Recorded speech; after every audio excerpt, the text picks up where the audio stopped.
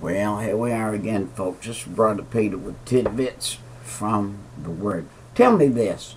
Would you like to have peace this morning? Would you like to have contentment this morning? Would you like to have joy this morning? Would you like to have long suffering? Would you like to have, in the midst of great turmoil in the world, the Mississippi, possibilities of the Mississippi getting 60 miles wide again, like it did in 1927. It will be like the plains over in Egypt, where the Nile ran over at the base of it for hundreds of miles wide, captured the land of the end of 5 rivers, and made a swamp that was thousands and thousands of acres and miles wide. And you know, God did mysterious things with water.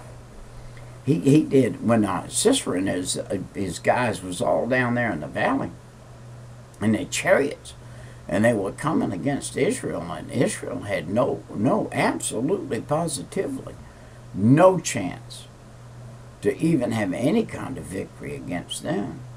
God sent a rain. He sent a flood in there, and he turned the ground into mud.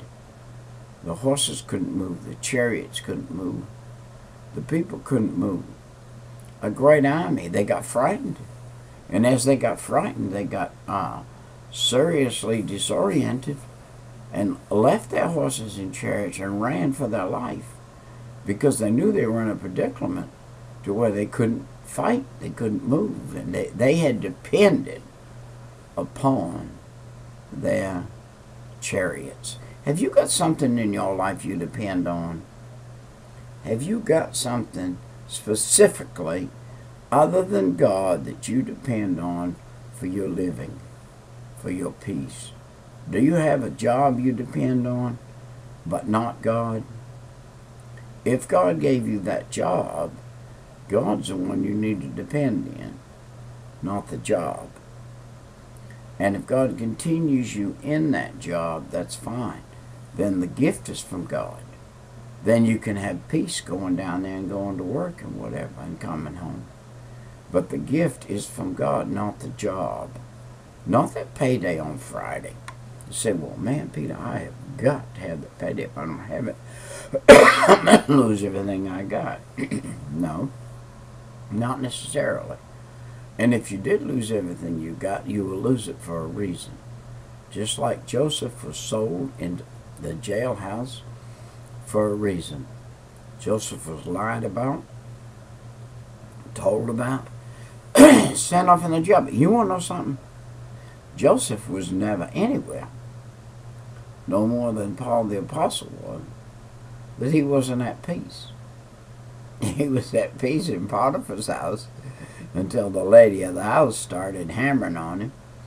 He was at peace in the prison, even though he would have liked to have been taken out of there and put in a different position for a while. He was still at peace there.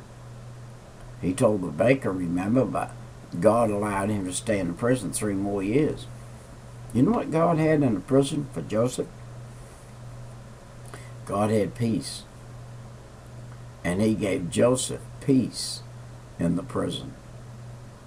Do you, do I, does anybody in this known world need more than peace?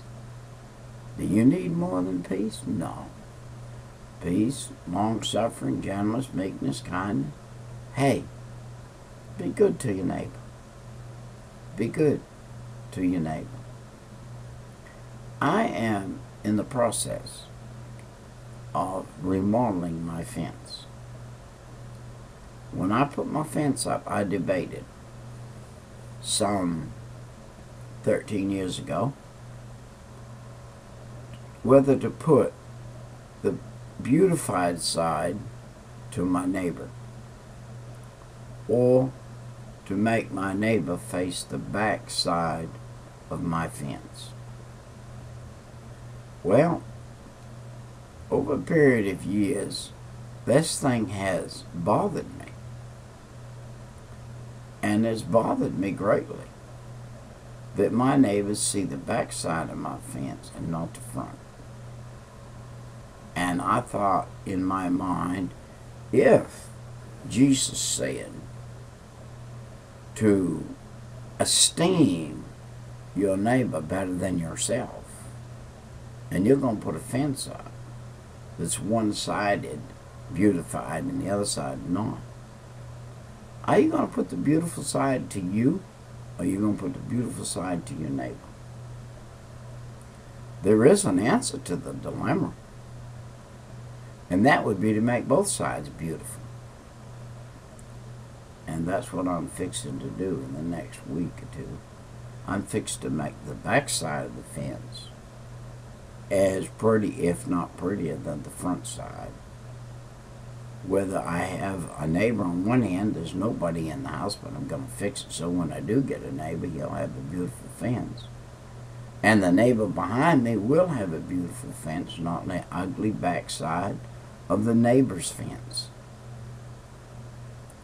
You say, well, Brother Peter, maybe you ought to get the neighbor to share in the cost out or whatever. I don't think that's what Jesus said.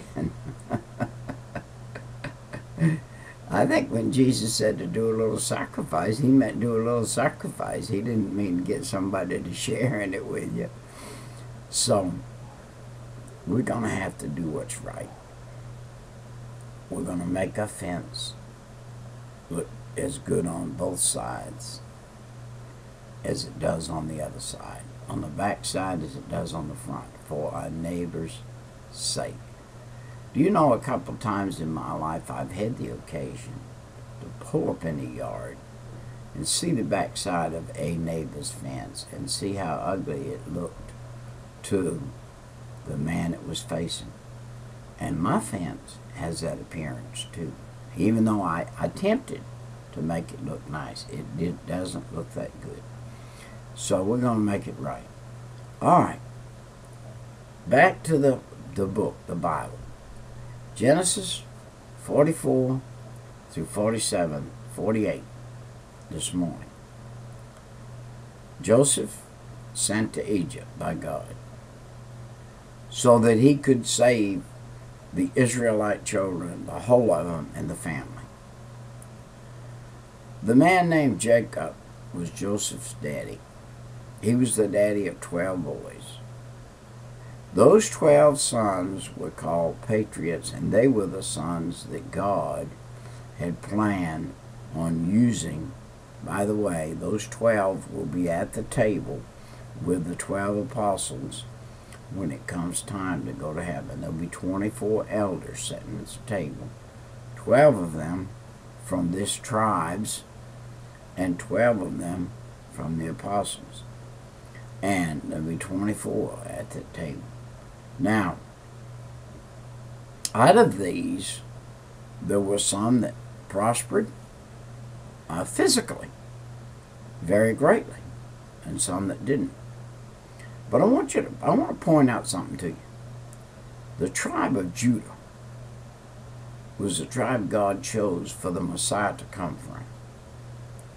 That tribe was fed by all the rest. Whether the rest lived like heathens or not, they were required to give to the tribe of Judah. The tribe of Judah had the fat of the land to eat, had the fat of the land as sacrifice, they had the fat of the land to use, they had the fat of the land financially, they had the clothes, the purple and fine linen. God said right here, I will bless the children of Judah. I will see that they have clothing, purple, fine linen, and that is all the time. That is through the time of famine. That is through all the time. God's going to see that their need is met. Now, following the Lord, you say, well, there's great sacrifice in following the Lord. The only thing you sacrifice is the world, the things that are going to pass away. everything that you've sacrificed over